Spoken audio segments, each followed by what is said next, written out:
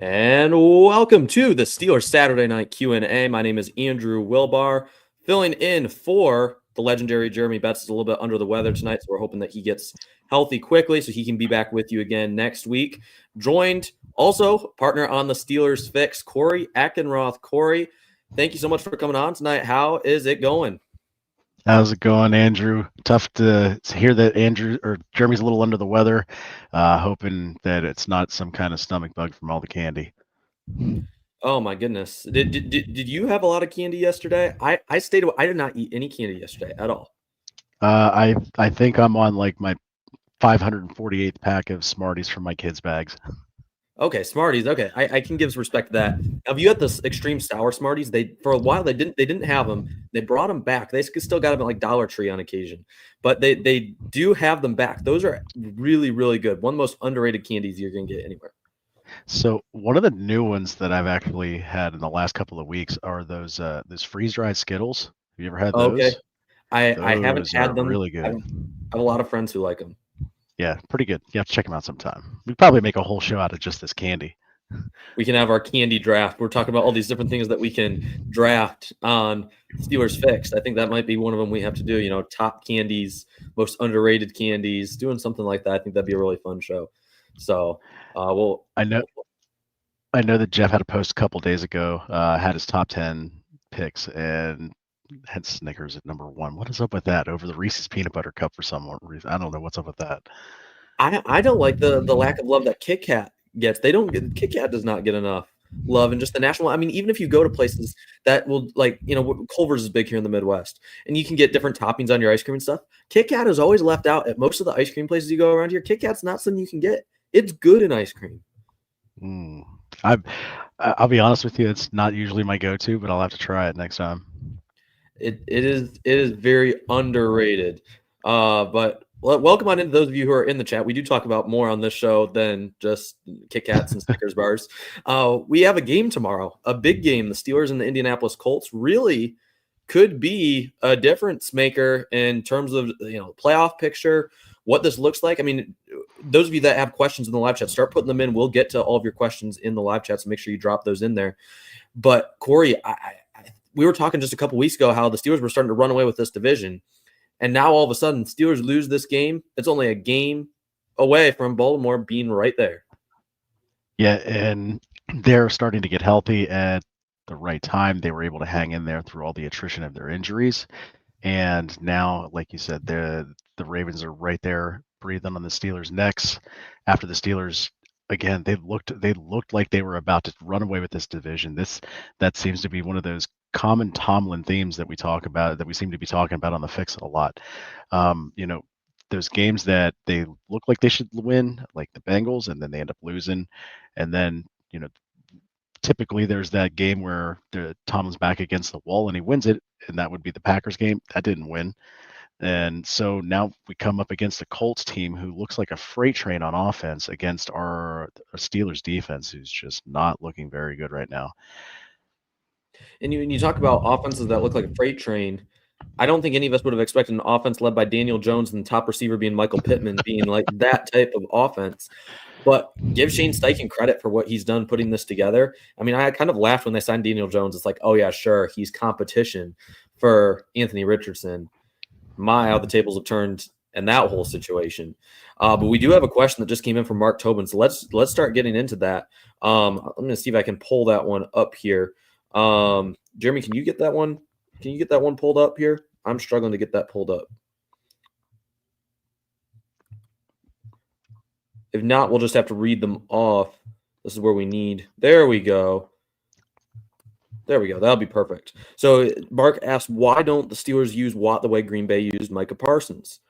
That was pretty smart, sticking him over the nose, made it unpredictable to know where he was coming from. We actually talked about this a little bit on the Steelers Fix this past week, not specifically as pertains to Micah Parsons, but Right. moving Watt around and putting him over the middle, having him rush through the middle, just trying to find ways to get him loose. Because I think you and I both agree, Corey, TJ Watt's as good as he's ever been. This whole defense is just not being utilized correctly. Yeah, it seems like the coaching staff are not making the scheme adjustments in game that are necessary to counter what the the opposing coaches are doing. So, the Steelers were able to come out and get a good, 1-2 punch at the beginning of the game against the Bengals. They did so against the Packers as well, but then like they fell flat. They weren't able to make any adjustments, and they ended up losing the games because of that. It's very true. And I think another thing when we're talking about TJ Watt is aside from him, I mean, we've gotten a lot of good production out of Nick Herbig this year, and Mhm. there've been a lot of guys who have stepped in nicely. But on early running downs, setting the edge has been an area it's not been as good without Alex Highsmith. And I don't know that there's a definite answer. Is there a solution that you can think of in your head that just makes sense for this team? Well, I think when they send certain personnel onto the field, it sends all the messages that the opposing teams need to know what the Steelers are going to do on defense. Case in point, let's say that they have Peyton Wilson and Patrick Queen out there as their middle linebackers. Well, you know that they're typically geared for passing downs, whereas if you brought in Cole Holcomb, you know that they're gearing up to play run defense. So, to Mark Tobin's point, like they have to do a much better job of disguising coverages, disguising plays in general pre-snap, and then also moving guys around to where they're not typically where they're supposed to be in their scheme, in their plays, just so that there is some confusion. Because, and you and I have talked about this with Jeremy on the fix a couple times, how it just seems like this scheme is getting way too stale lately, and it just the teams are able to cue on everything that the Steelers are doing because it's so predictable. And Matt LaFleur exposed a lot of that this past week when he saw how the defense were on that very soft man defense that the Steelers were coming out in. It's not I was clamoring for man defense for years upon years, but this is not the man defense that I was talking about. It's not where you're giving this much cushion to receivers underneath. And he was able to exploit that with Tucker Kraft just running up the seam over and over and over again. And the Steelers never adapted to it. And there's a balance. Like Mike Tomlin is good at not giving up on his plan too quickly. Mhm. But there also has to be the other side of the spectrum where it's like, okay, if this isn't working, doing the same thing over and over is what the definition of insanity. And you talked about last week on the show how Mike Tomlin is known to be a great motivator. Last week was a game team should have come to play, should have been ready to play, and the Yep. team was lethargic. He's Yep. got another chance this week. If he doesn't do it this week and the team doesn't come out with another fervor, I mean, I expect them to. It feels like the atmosphere and practices this week have just been different with the vets not getting the rest that they usually get, and just everything that's going on this week. It seems as if the atmosphere is a little bit different this week. But all of that being said, if they don't come out with a different passion, I mean, there's no excuses for Mike Tomlin. Well, you say there's no excuses for Mike Tomlin.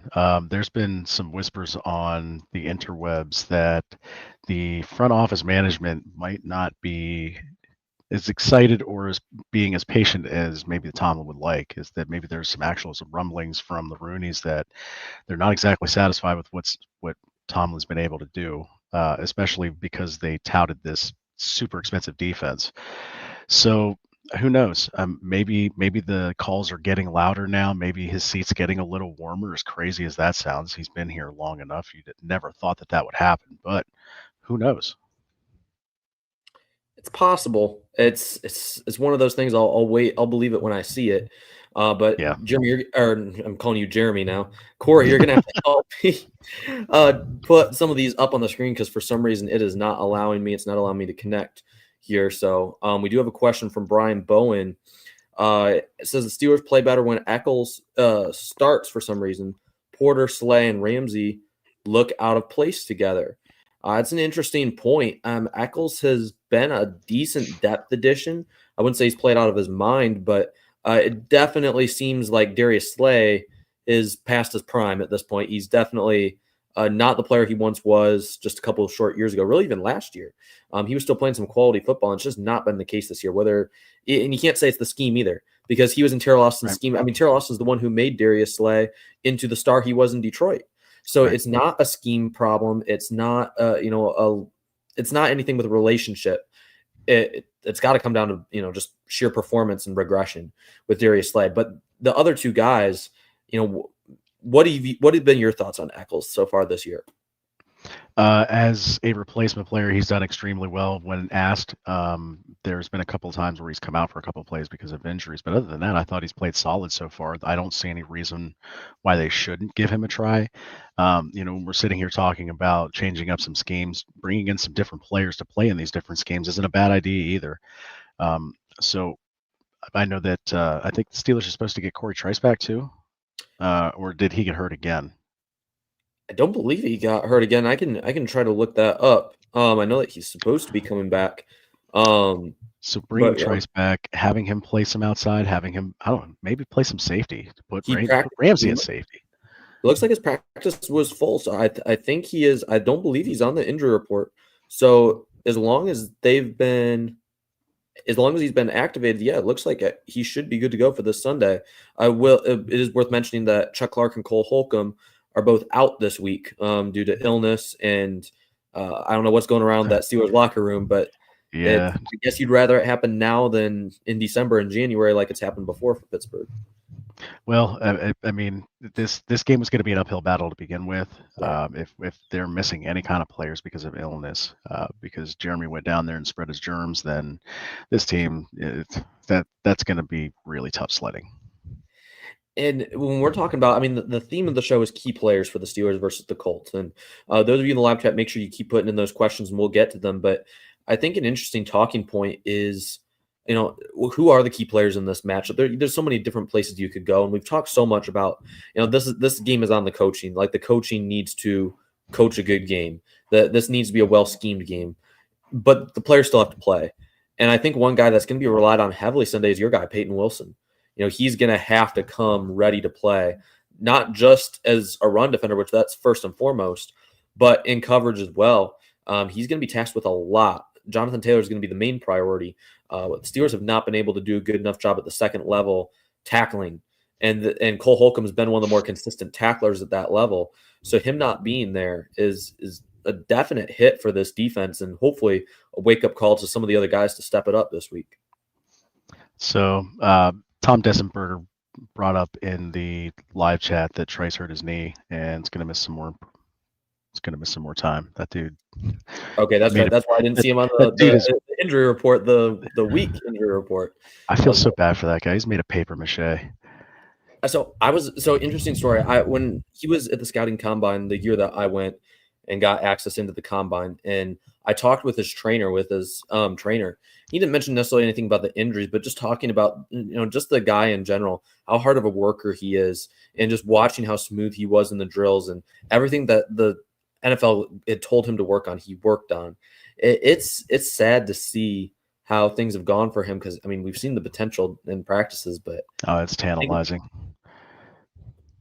Go ahead. It's just the talent's tantalizing. The injuries. That was his knock coming out of Purdue. It was the reason he fell to the 7th round. And man, it's just not coming together for him. Reminds me a lot. Actually, it doesn't remind me a lot of Seneca's Golson. At least Trice has been around to be able to play some games and get in some time. Seneca's Golson was basically on IR for 2 straight years and got kicked off the team. Yeah, Senquez Golson was the guy I was thinking of. The first name that came to mind was Doran Grant. And I'm like, wait, wasn't there another guy in the draft that was the same way? Senquez Golson. That was the name I was trying to think of. Those two, Doran Grant too. Same thing. Yeah, just the luck that they had in drafting those guys. But and that speaks to some of the other problems that the Steelers have had. JPJ was injured for a little while. Ramsey was been banged up a little bit. There's been a lot of injuries going around in the secondary. There really hasn't been a whole lot of continuity for any length of time. We're only 7, 8, 9 games into the season. So you would hope that your secondary that's learning to grow together would have a half of a year of continuity to be able to grow together. They haven't even had that. It's just all been broken up because people have been in and out, shuffling in and out because of injuries. And when we're talking about it always circles back to the scheme, and maybe I bring it up more than anything, but just talking about the talent level that the Steelers have now at corner compared to those days when the Steelers were drafting these corners and it just wasn't working out. You're talking about when the Steelers had Ross Cockrell as the CB1, Antoine Blake, and then you draft Artie Burns, and we think that's going to solve the problem. It doesn't. Terrell Edmonds. Yeah, and now Terrell Edmonds, I believe at safety, he played better than what a lot of people gave him credit for. He was very good as a number two next to Minka. He complimented him well, and I was kind of sad to see him go, honestly. But I I liked thought him as a player. He just got drafted too high. exactly. He was my dream second round pick. I would have loved him in the second round, Yeah, yeah. but it's just one of those players didn't quite meet expectations of his draft profile. But I do think, look at the talent the Steelers have with Jalen Ramsey and Joey Porter Jr. Yet, what is the same area that we're talking about? The secondary, which is supposed to Right. be Mike Tomlin's wheelhouse. That Hmm. means his scheme doesn't work anymore. Right. I he's been playing this sort of bastardized 3-4 hybrid for so long that he learned from Dick LeBeau, trying to take the best parts of that and then trying to mold it into the Tampa 2 that he knows. And then he had Flores in the building throwing his, hat into the ring and giving Tomlin all these ideas. And you would think that with all of that experience that those three coaches would have put upon him, would have, given him an amazing ability to come up with just any type of wrinkle to be able to throw in an offense. And just I don't know, maybe the real problem is that the 3-4 really is that difficult to run if you and you need that many more experienced players to run it, and these players are just not learning it. It's an interesting point. And what's crazy to think is that you have some of these younger defenses and some of these younger coaches that are going 2-3-4, but different in different ways. It's not just the same old dry base defense. The Steelers play still primarily sub package defense. I mean, when the numbers break down to it, but it's just there's no change from week to week. It's like the Steelers show their entire playbook at the beginning of the year on both offense and defense. Right. And this year's been a little bit more suspenseful on offense, but it's because you have better talent, better players. I think part of it. But I'll give credit to Arthur Smith. He's done a better job calling plays this year than what he did last year. Yes. But and Mark Tobin mentions what about Kent, the other corner, Dante Kent. Dante Kent was a guy that I liked coming out of college. He's a very athletic guy. He had a lot of college production, not as in his most recent season, but if you go back, I believe to 2021, 2022, his early years in college, he was fantastic. Then had one year he didn't really play, and then ends up coming back and he's a piece that could be interesting, but I mean he's not going to be playing on the outside. He's going to be more of your nickel guy if he makes the field at all. He could be an interesting piece just to bring in and maybe strike a little bit of life into the secondary, but he's not going to be the savior of the secondary. Well, I do like him as a depth piece. I don't know if he's going to even be able to get into the slot with Eccles being there. Maybe fourth, maybe dime package, something like that.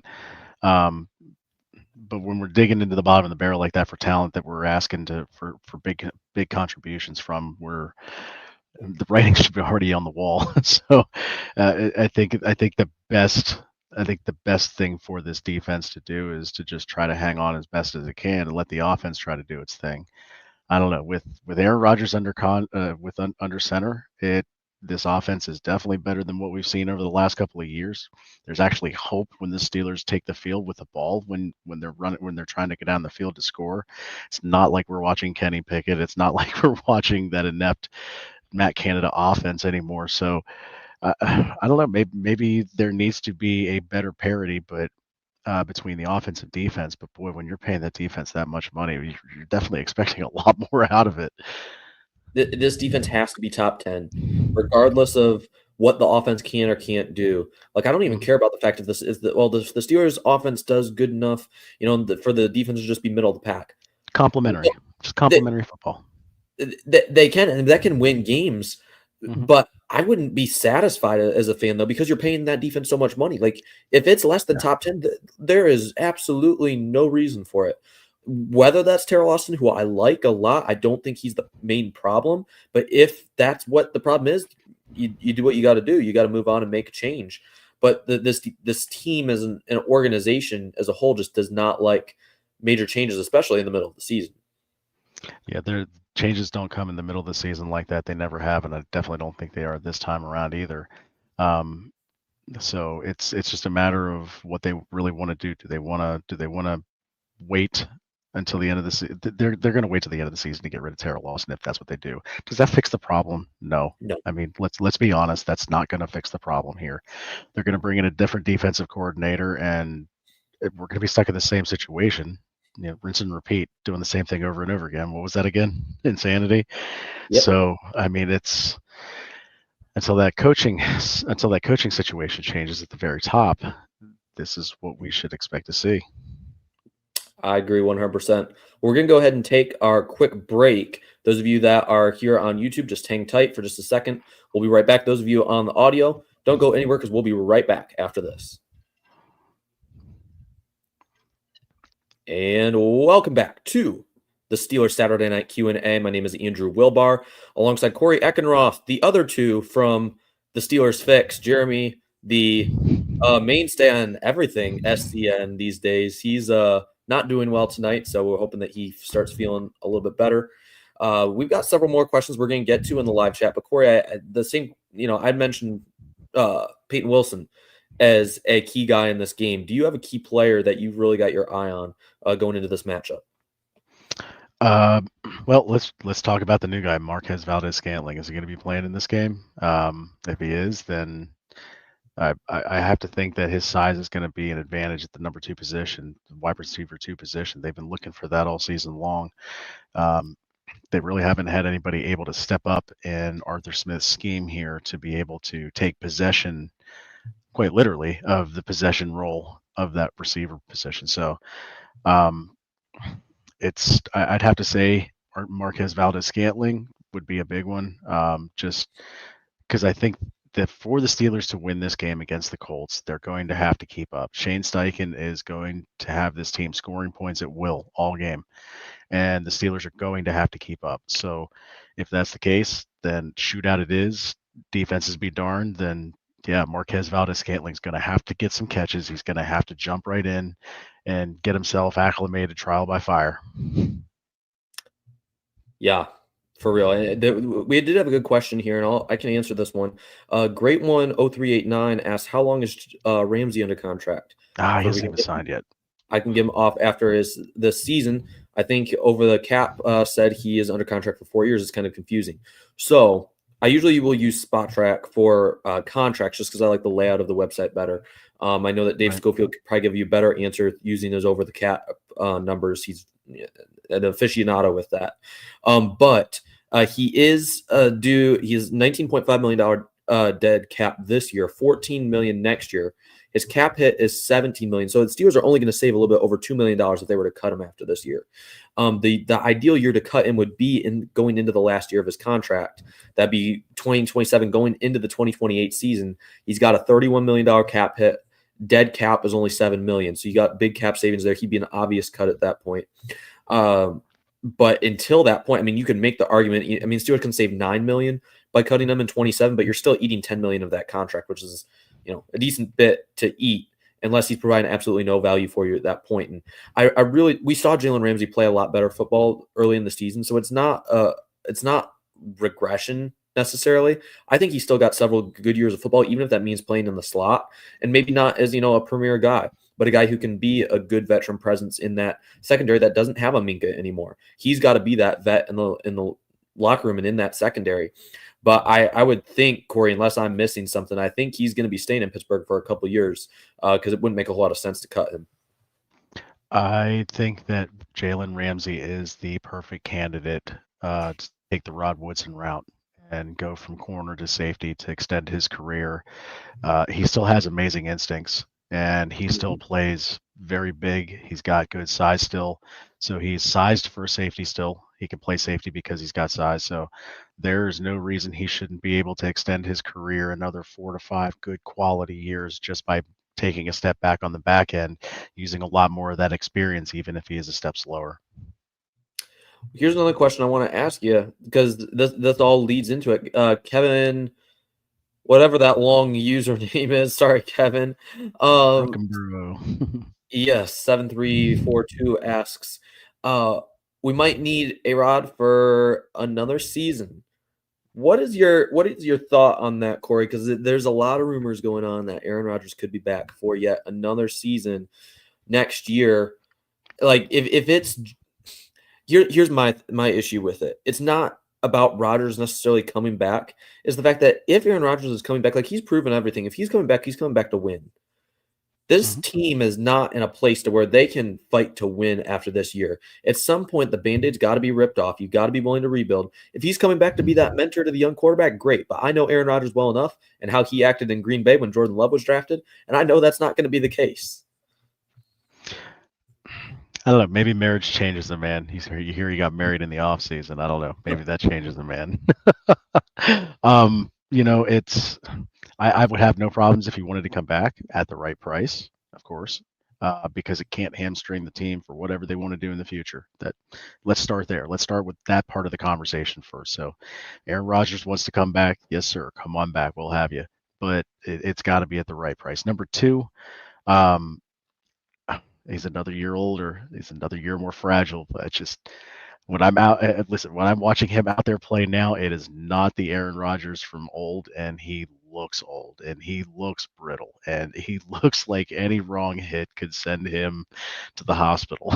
So I'm just being honest about that. He doesn't look as virile as he did in his early 20s. Let's just say that. So, anyways, with that being said, another year, health takes a downturn. Father Time's undefeated, and when you hit the wall, sometimes when you hit that wall, you hit that wall hard, and that's the end of it. Let's just hope that it's not in the middle of a season when it happens, when we desperately need him.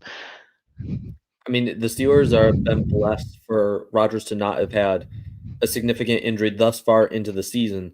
With the offensive line, that has not been in the news as much because the Steelers have had so many problems with the defense. And Or but or has Pat Meyer got them playing better?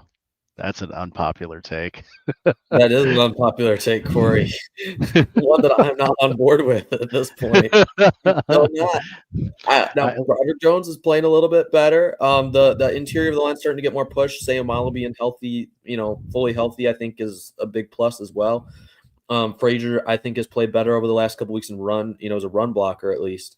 Um, yeah, I'm not to the point though. Like if the Steelers came around this offseason and still kept Pat Meyer, like I wouldn't be surprised because it's the Steelers and I know them well enough and what they do. But the thorough disappointment that I will portray on the Steelers fix will probably go for probably all the way through the draft process, if we're being perfectly honest. so I'll say this much: if you are not a Pat Meyer fan, then you are rooting for an Aaron Rodgers injury because that means the O line is playing poorly. If the issue I see is that if this offensive line makes just enough strides, then they're going to keep Pat Meyer another year. They're not going to take him off the staff and go to find somebody better. That's my concern. So they get this running game up to 12th, maybe 10th in the league, maybe top 10, and then all of a sudden we're like, well, Pat Meyer was and had that team had that O line running well, so we need to make sure we keep the lone good coach on the team. Yeah, you don't want to be saying that. And I don't want to sound like one of the bottom feeder franchises because the Steelers are not that. But like there've been so many people that and so many fans of other fan bases that will be like, when they're thinking about firing a coach or whatever, like, well, we don't want to clean house because so and so is on the staff and we don't want to lose Right. them. Right. It'd be okay with just promoting them. It's like, would we really lose sleep over any coach that the Steelers lose if Tomlin were to get fired? I mean, when you sit here and think about his coaching tree, it doesn't have a whole lot of branches on it. Nope. And credit, again, we talked about Arthur Smith. He's doing a great job this year, but I don't anticipate him being so highly regarded that he's going to get, a bunch of job offers to become a head coach or anything at the end of the year. The only way I could see Arthur Smith getting another offer for head coach from this position itself would be if Tomlin decided to step down and the new coach came in and the offense did just as good or better under the new coach under that first season, getting it out of the way, and then they would see that his success was, has continuity and it went past the coaching change, which means that it's viable long term, that they would probably give him another shot somewhere. I agree with that. Let's get to those last couple questions before we close it out. This question by Brian Brown again. If Aaron Rodgers knew how goofy he looked posing like the Green Giant, do you think he'd find a new pose? Love it. Love Well, I it. think that's the best comment of the night. Yeah, definitely. That what would be a good pose for Aaron Rodgers? Since we're on the topic, what would be a good pose for him? I mean, college is so easy because like anytime anyone does something good, you can just do a Heisman pose, whatever. Like you don't have that in the NFL. He needs a prop because I want him to do the Captain Morgan pose. Oh my goodness! Just kick the leg up and just Just like especially with those goofy throwbacks and the naked pants they had on. Good God, I swear, I swear Pat Fryerman was running around naked. So I was like, what the heck is with these pants? tan pants need to be banned, especially if you're wearing gold in your outfit. I mean, I ranted about this on the Steelers fix. Like they look, the top of that uniforms did not look bad. I like the yellow helmets. It's not Yeah. everyone likes that. I like them. The only thing that was not good about those uniforms was the pants. That was the only. I mean, the Bumblebees may have not been the greatest uniforms in the world, but I thought they were nice for a change. And that was an Mhm. unpopular opinion at the time. But I liked them. And the Steelers usually won when they wore them, so I liked them even Right. better because of that. But the pants were, oh, they were terrible. Yeah, they were absolutely awful. Um, we're still going to be crying about it next year when they're trying to figure out what throwback to wear next year. But I think it was Jeremy. He had a post about 2 weeks ago when they were talking about throwbacks, and he had posted on there the Steelers practice uniforms, which is kind of like an inverse of their color rush blacks. So it's the solid yellows with the black numbers, and that wouldn't be a bad uniform if they went solid yellows. Yeah, I really wouldn't hate that at all. We got one more question here, and we'll close out with this question, and it is: should Herbig get more time over Highsmith? Uh, Corey, I'll let you take this one. I remember hearing Jeff on his Let's Ride screaming about how he didn't have, but he almost didn't have any snaps this last game. Herbig did, which was very confusing considering how much he's been tearing it up this first part of the season. Like, what is up with that? Again, that goes back to the coaching and the scheme. Like, why are they not making sure that he is in there more often? The coaches have say over who's in it on any given play, so shove his butt in there, you know. But I also think that there should be more of Herbing and Highsmith on the field at the same time, to spell Watt a little more, especially because we've talked about several times over the last couple of years that TJ starts running out of gas at the end of the year, starts disappearing in games. Well, this is the perfect opportunity to get Herbing in there more to take snaps to prolong Watt's ability to play over the season. I agree with that. If only they made Corey Eckenroth the head coach of the Pittsburgh Steelers, we'd be Super maybe in Bowl a better. baby. As long as you let me be your GM, and I can be the one setting up the draft board, and I'll let you run everything else. I'm going to turn it over to the coordinators. I'm just a rah rah guy. You call me Mike Tomlin Jr. Mike Todd Jr. He's just a cheerleader, in the words of Terry Bradshaw. Right. Anyways, we're gonna go. And before we get on out of here, Corey, I know we gave our predictions on the Steelers fix, but for those that missed it, we should just make them go back and listen to that. You don't want to miss my churro rant as well. Yes. So make sure you go back and That check was that. totally classic, by the way. Yeah, even if you're not going back to listen to the whole podcast for the fix, definitely listen to that part. That was classic. Anyways, Corey, what is your prediction for the Steelers game tomorrow? So I think that Shane Steichen has had Mike Tomlin's number recently. The Colts, have been playing very well against the Steelers in recent years. Um, and that's going to allow the Colts and Jonathan Taylor and this hot Colts offense to just run up and down the field on this terrible Steelers defense. But I think the Steelers are going to be able to hang tough. I think they're going to be able to score some points. Old man Rogers is going to be able to give his Jolly Green Giant stand, give the old Super Mario fist pump a couple times. But at the end, I just can't see it. I think the Colts they've got way too much offense this year. They're blowing the doors off everybody. I think I brought it up in the fix that they scored 27 points in their loss.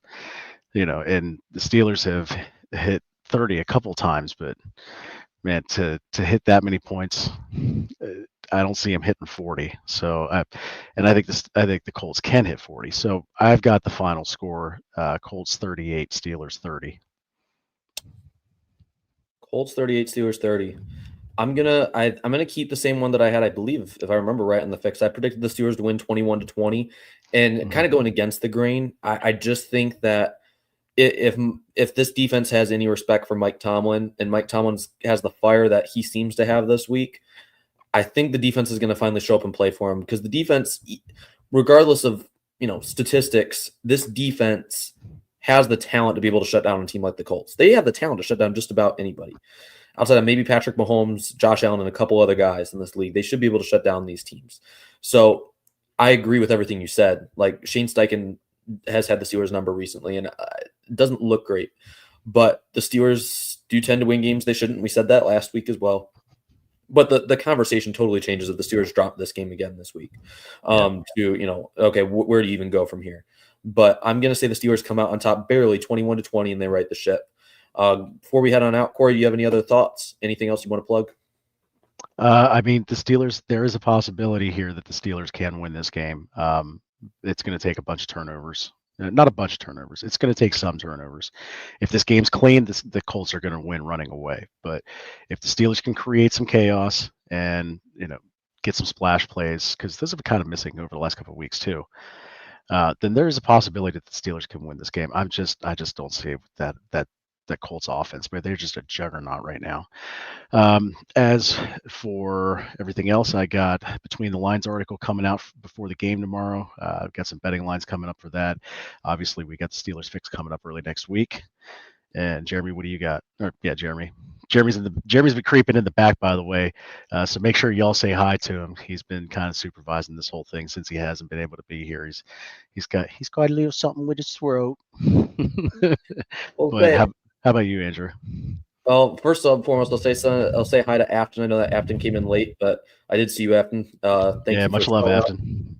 And thank you for all of you in the live chat, by the way, that showed up tonight. We enjoyed it. It was a good time.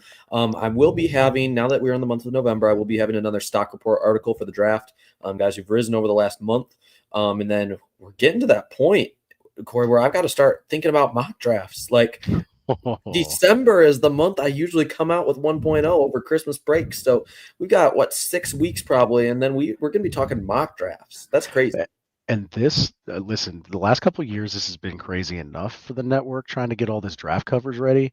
But this year is going to be even crazier because we're all going to be there.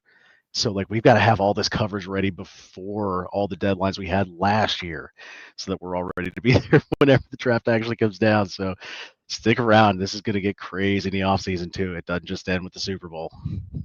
That is right. Make sure you stay tuned to SCN and FFSN for all of your NFL needs. We've got you covered from every angle. Make sure you go and check us out at FFSN NFL, at Fans First SN on X. And make sure you check us out on all the podcast platforms. Check out all the Great Morning and other shows that we offer on at both FFSN and SCN. That's going to do it all for this episode of the Steelers Q&A. We will see you next week.